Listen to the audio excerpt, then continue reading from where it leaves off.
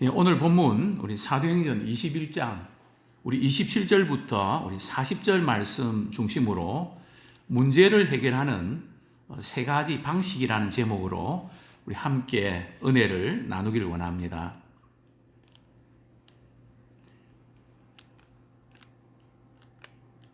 문제를 해결하는 세 가지 방식.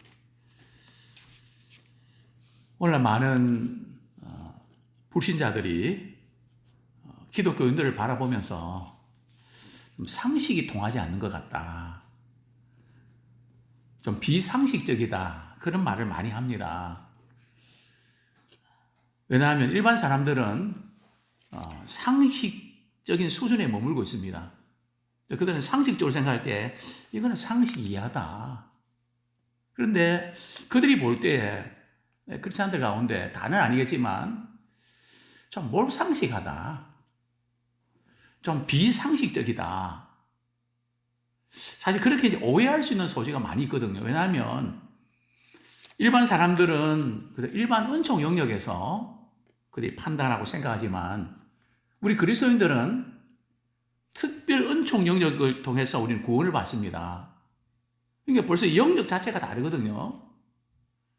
그러니까 일반 은총 영역을 가지고 특별 은총을 이렇게 잣대를 갖다 대는 것 자체가 맞지 않죠. 뿐만 아니라 특별 은총을 가진 사람들은 일반 은총을 통해서 이 특별 은총이 나타나야 됩니다.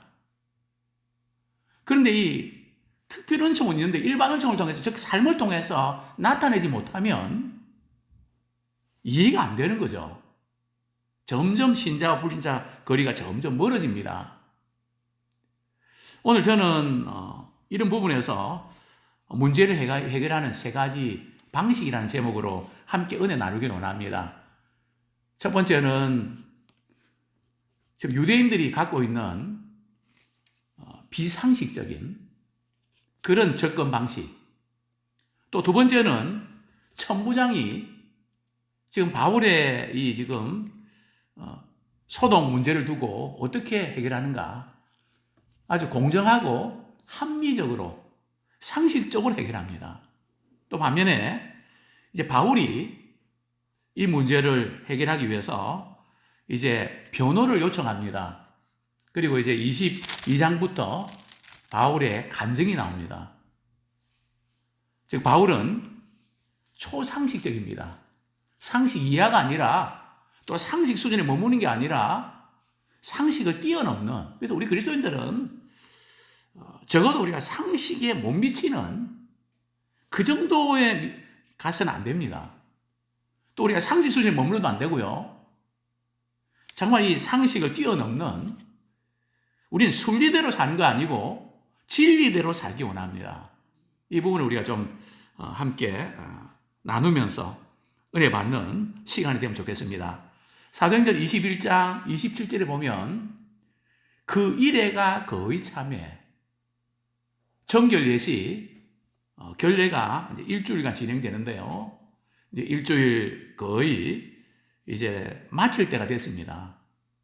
어제도 말씀드렸지만 지금 바울이 율법도 안 지키고 할례도 반대한다는 오해가 있어서 틀림없이 이 부분 가지고 공격이 들어올 텐데 그게 아니라는 것을 좀 보여줄 필요가 있다. 쓸데없는 오해를 살 필요는 없다 해서 이제 4명의 정결례식, 그래서 머리 깎아주는데 자기 돈 다 되고 이발 비용 다 되고 어쨌든 해보려고 애를 썼지만 결국은 오늘 본문에 보면 체포당합니다. 이제 이 7일이 거의 다 끝나고 그 아시아로부터 온 유대인들이 지금 예루살렘 성전에 아시아에서부터 이렇게 온 유대인들 왜 왔을까요?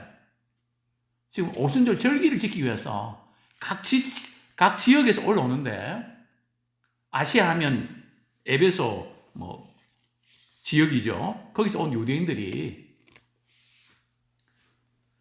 성전에 보니까 바울이 있단 말이죠. 딱 보는 순간 이제 고소 고발을 합니다. 그리고 사람들을 이렇게 충동을 합니다. 이 바울, 이 사람 정말 문제가 많은 사람이에요. 이 사람은 죽어 없어져야 될 사람이다. 그러면서 이렇게 고발을 합니다.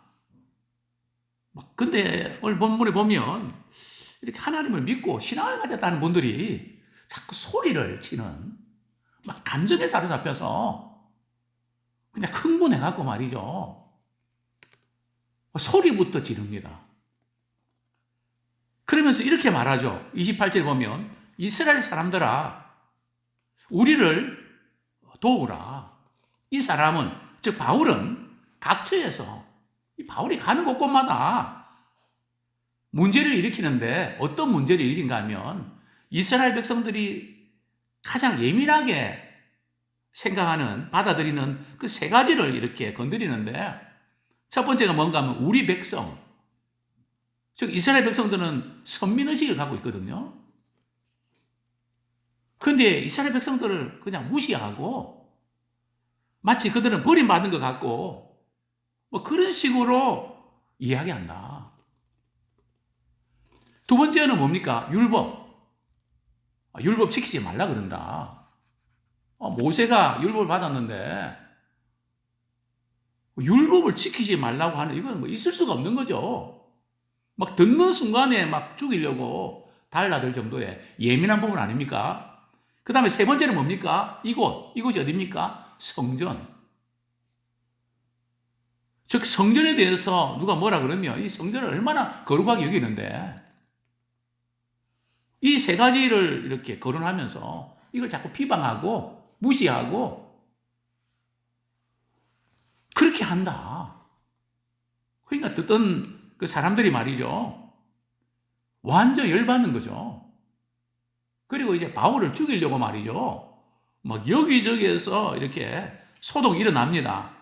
그뿐만 아니고요, 바울이 또 뭘 잘못했는가 하면 이방인, 즉 헬라 사람을 어디에 데리고 들어갔다고요?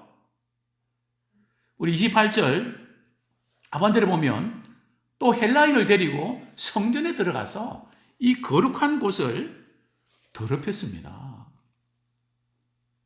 여기에 성전은 어디를 가리킬까요? 여기 성전이 여러 구역이 있거든요. 이방인의 뜰도 있고 여인의 뜰도 있고 이스라엘 뜰도 있고요. 또 제사장과 레위인이 들어가는 그런 곳이 있고요. 그런데 여기서 말하는 이 성전은 이스라엘의, 즉 유대인들 남자가 들어가는 이스라엘의 뜰입니다. 거기는 이방인들은 못 들어갑니다. 거기 뭐라고 이렇게 써붙여 있는가 말이죠. 만약에 이 울타리를 넘어가서 이방인이 이스라엘 뜰에 들어간 사람은 사형에 처한다. 경고문이 딱 붙어 있는 겁니다. 그러니까 오늘 본문에 지금 드로비모가 성전에 들어간 걸까요? 아닙니다. 우리 자세히 한번 보겠는데요. 29절 말씀 같이 읽겠습니다. 시작. 이는 그들이 전에 에베소 사람 드로비모가 바울과 함께 시내에 있음을 보고 바울이 그를 성전에 데리고 들어간 줄로 생각함이라. 지금 드로비모는 누굽니까? 지금 아시아에서 지금 이제 여러 이방 교회에서 예루살렘 성도들 어렵다는 소식을 듣고 구제헌금을 이렇게 모아서 각 그 이방인 교회 대표들이 말이죠, 이 헌금을 전달하기 위해서 바울과 같이 동행하죠. 그 중에 한 사람입니다. 그래서 이제 이전에 예루살렘에 도착해서 시내 이렇게 둘러봤겠죠.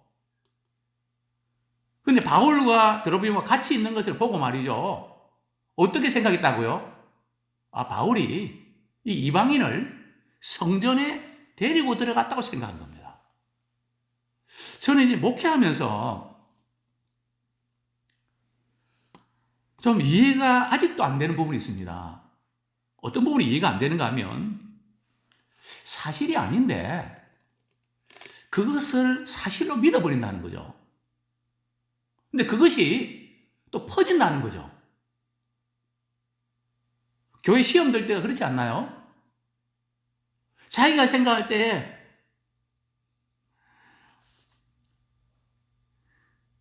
이랬다 생각하는 걸 가지고 이전에 그런 말씀 한번 드렸죠. 이전에 있던 교회에서 교육자들 수련회 갔는데 저녁 시간에 저는 우리 그 부목사님들, 저는 한참 밑에니까요. 우리 부목사님들, 제가 커피 한 잔 사겠습니다. 우리 분위기 있는 커피숍에 가서 우리 커피 한 잔 마십시다. 그랬더니 그 수석 부목사님이 그런 이야기를 하더라고요. 나는 두렵다고. 목사님 왜요? 이전에 어떤 집사님이 꿈을 꿨는데 자신이 다바에 가서 어떤 예쁜 아가씨와 커피 마시는 걸 봤다는 거죠. 그게 막 소문이 퍼져갖고 제가 굉장히 난처해졌다고. 제가 그랬죠. 그분 꿈에 나타나지 않도록 제가 기도할게. 꿈에서 본 것 가지고 그걸 교인들한테 다 퍼뜨려갖고 말이죠. 확인도 안 하고. 그런데 이외로 말이죠. 교회 안에서 참 문제를 일으키고 그런 분들 이렇게 보면 그런 과들이 제법 있다는 겁니다. 사실이 아닌 거를 사실인 것처럼 믿어버리는 거죠. 그래야 지금 바울을 잡아 죽이려 하지 않습니까? 이분들은 하나님을 믿는 신앙인입니다. 사실도 확인해 보지도 않고 그냥 그랬을 거다 하고 말이죠. 확신 갖고 막 덤비는 거죠. 막 소리치고 막 그냥 선동하고 이런 모습들이 믿지 않는 사람들이 볼 때 참 비상식적이다. 우리가 이런 부분들은 정말 우리가 이렇게 경계를 해야 됩니다. 우리 이성적으로 생각하고 판단할 줄 알아야 됩니다. 자, 이렇게 착각을 했는데, 추측을 했는데, 어떤 일이 벌어졌죠? 30절. 온 성이 소동하여 백성이 달려와 모여 바울을 잡아 성전 밖으로 끌고 나가니 문들이 곧 닫히더라. 온 성이 소동했단 말이죠. 이게 참 희한하지 않습니까? 좀 사실을 좀 알아보고 어떻게 됐는지 이걸 잘 살펴서 해야 되는데 그냥 총 나간다 칼 나간다 막 그냥 이렇게 흥분해서 이야기하면서 사람들 그걸 다 믿어버리고 말이죠. 이들이 안 믿는 사람들이 아니고 믿는 사람이라는 거죠. 그래서 교회 시험 들 때 희한한 것 가지고 시험 듭니다. 생각지 않은 부분 가지고 시험 들죠. 그래서 이제 이 성전에서 말이죠. 바울을 죽일 것 같으니까 성전에서 사람 죽이면 안 되니까 성전 밖으로 끌고 나갑니다. 근데 이 소식이 누구한테 들립니까? 바로 로마 군대 천부장 귀에 들어옵니다. 자, 우리 31절, 32절 같이 한번 읽겠습니다. 시작. 그들이 그를 죽이려 할 때에 온 예루살렘이 요란하다는 소문이 군대의 천부장에게 들림에 그가 급히 군인들과 백부장들 거느리고 달려 내려가니 그들이 천부장과 군인들을 보고 바울 치기를 그치는지라.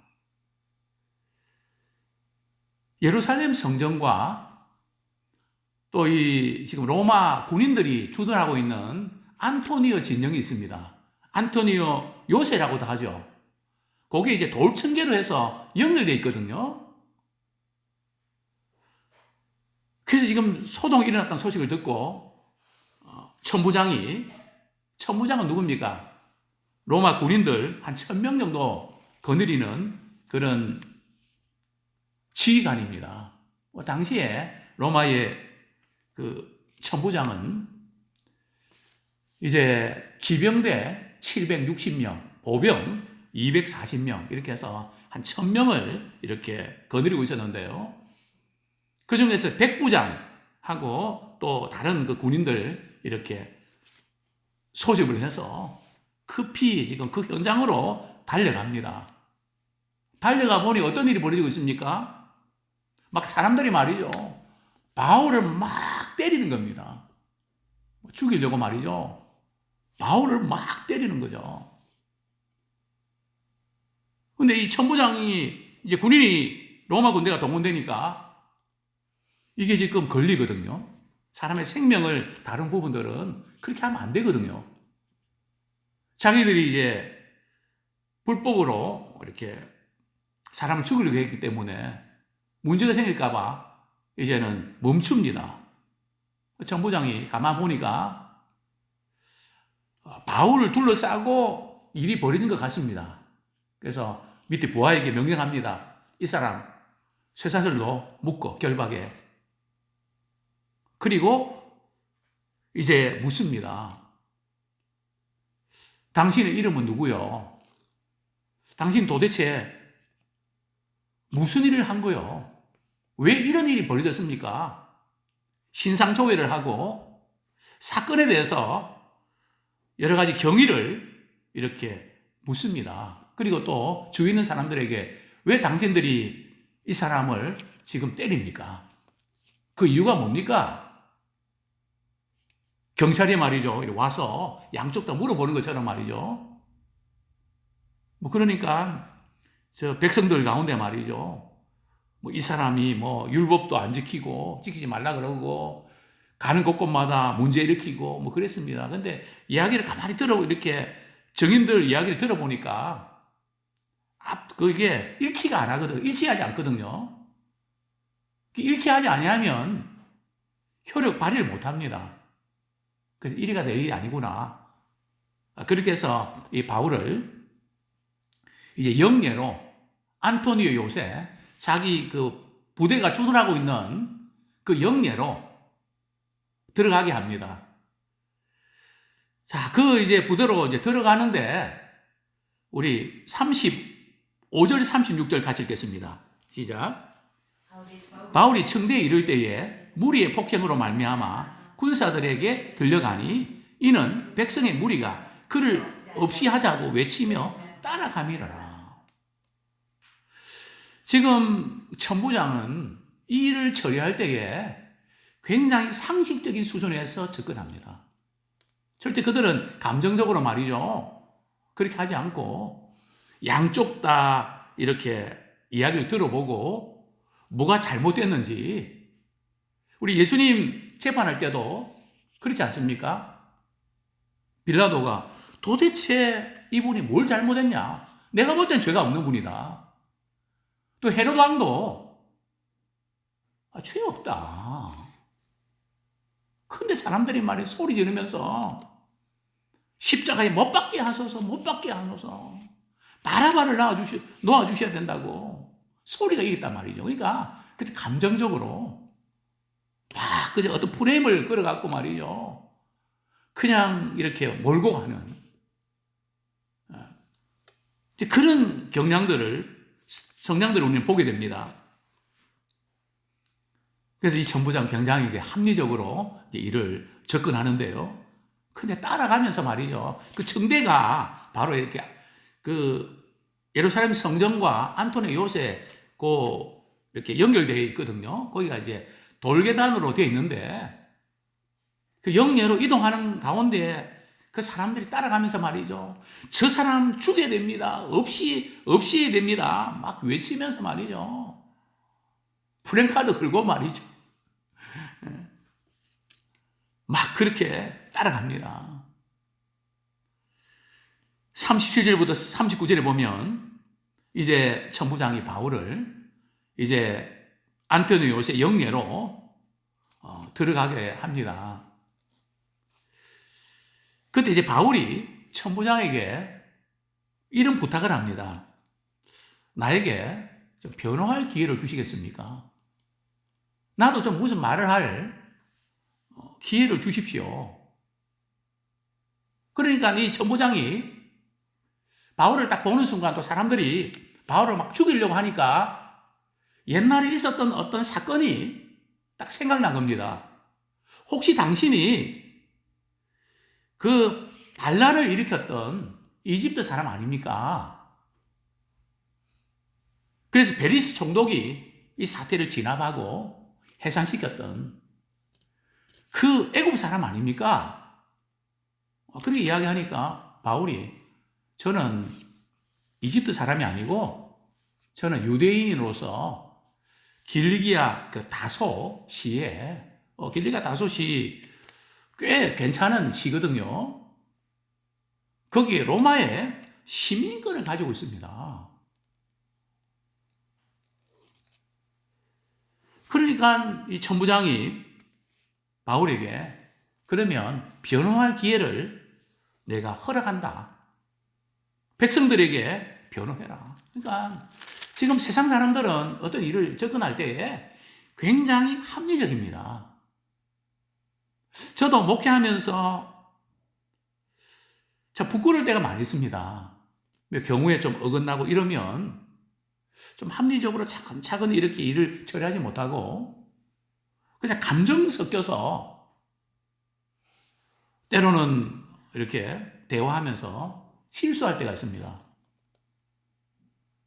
이전에 이제 우리 직장 생활하는 우리 집사님들이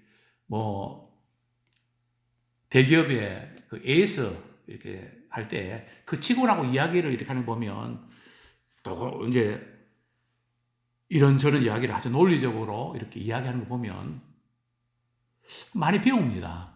말은 그렇게 해야 되는데 왜 성질부터 내냐.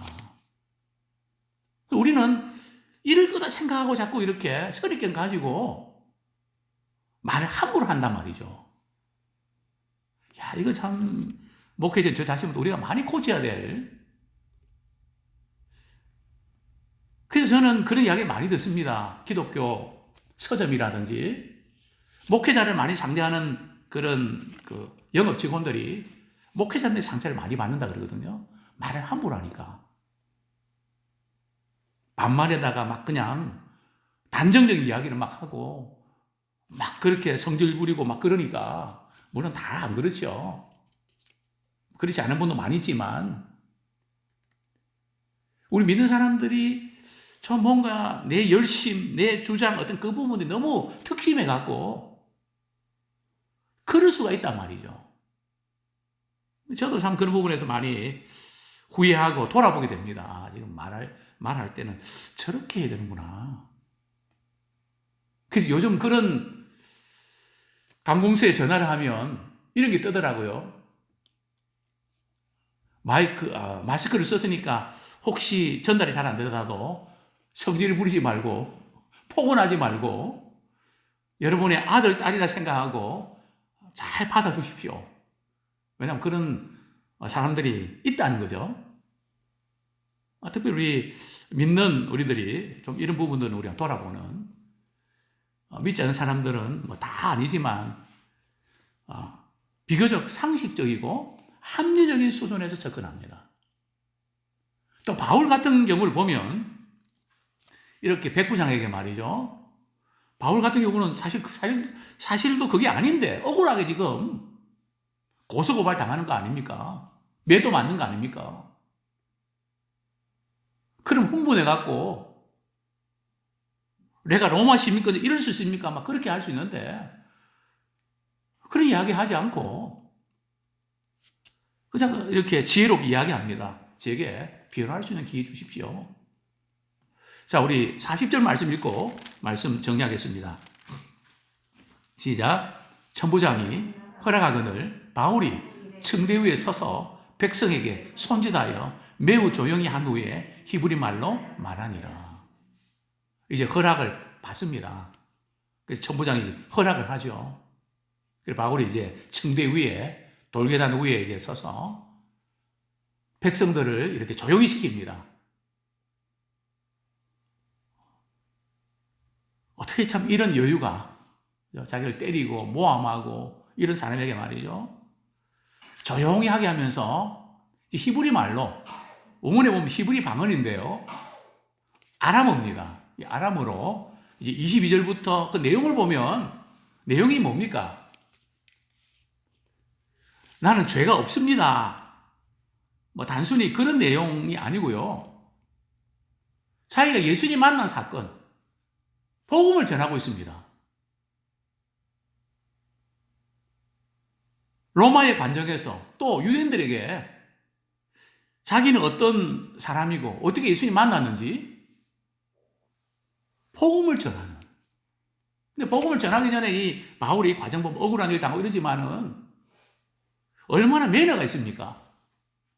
얼마나 여유가 있습니까?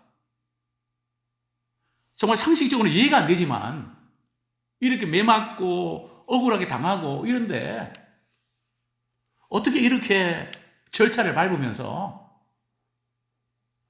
자신의 입장을 변호합니까? 그것도 내 억울한 거 이야기하는 것이 아니라 내가 예수님 만났는데 여러분들도 예수님 꼭 만나십시오. 오히려 복음을 전가하는 기회로 삼는 정말 멋있는 이런 문제 해결의 방식을 우리가 취하면 좋겠습니다.